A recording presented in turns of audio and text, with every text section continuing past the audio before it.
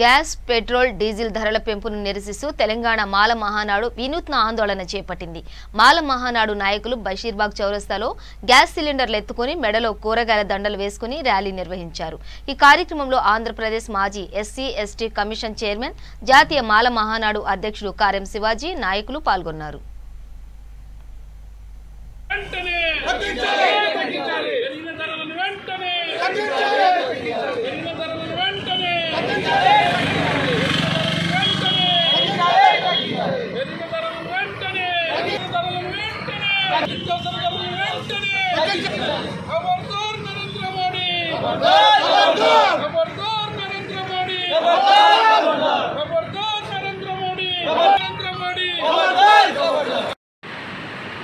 చాలా రోజుల తర్వాత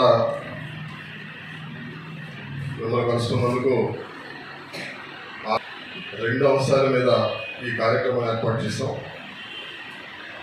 ధరలు విపరీతంగా పెరిగిపోయి ఒక సామాన్య మానవుడు, ఒక మిడిల్ క్లాస్ ఫ్యామిలీస్ అందరూ కూడా బతకలేని పరిస్థితిలో ఈ రోజున దారుణంగా ఉన్నారు. రోజు రోజుకి పెట్రోల్, గ్యాస్ ధరలు పెరిగిపోవడంతో పాటు నిత్యావసర వస్తువుల ధరలు కూడా దారుణంగా పెరిగిపోతున్నాయి. దీనికి తోడు కరోనా రావడం, దానివల్ల ఆదాయం తగ్గిపోవడం, చాలా ఇబ్బందికరమైన వాతావరణంలో ప్రజలంతా కూడా చాలా ఇబ్బందులు పడుతున్నారు. నిత్యం సమస్యలతోటి ప్రజలంతా సతమతమవుతున్నారు. ఈ తరుణంలో ధరల్ని నియంత్రించలేనటువంటి కేంద్ర ప్రభుత్వం, రాష్ట్ర ప్రభుత్వాలు చాలా వెనుక కూర్చుంటున్నాయి.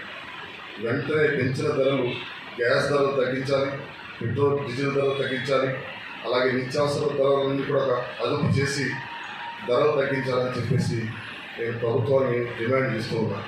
అంతేకాకుండా పార్లమెంటు సాక్షిగా నరేంద్ర మోడీ ఈ రోజున దేశ ప్రజలందరినీ కూడా మోసం చేస్తున్నాడు.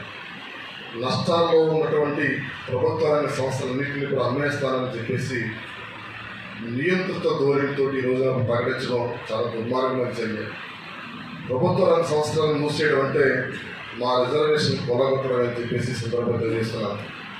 SC, ST, BC, minority, physically handicapped women రిజర్వేషన్ని దెబ్బతీసే విధంగా ప్రైవేట్ రంగాన్ని ప్రోత్సహిస్తూ, డిజిన్వెస్ట్మెంట్ని ప్రోత్సహిస్తూ ఈ రోజున నరేంద్ర మోడీ ప్రధానమంత్రి అయిన తర్వాత 4,80,000 కోట్ల రూపాయల రుణాలను మాఫీ చేశారు. అవన్నీ కూడా విజయ్ మాల్యా, నీరవ్ మోడీ లాంటి కార్పొరేట్ సంస్థలకు సంబంధించినటువంటి పెద్ద పెద్ద రుణాలన్నీ కూడా 4,80,000 కోట్ల ప్రజల యొక్క డబ్బుని రుణాల మాఫీ ఎగ్గొట్టిన వాళ్ళందరూ డబ్బు మాఫీ చేశారు.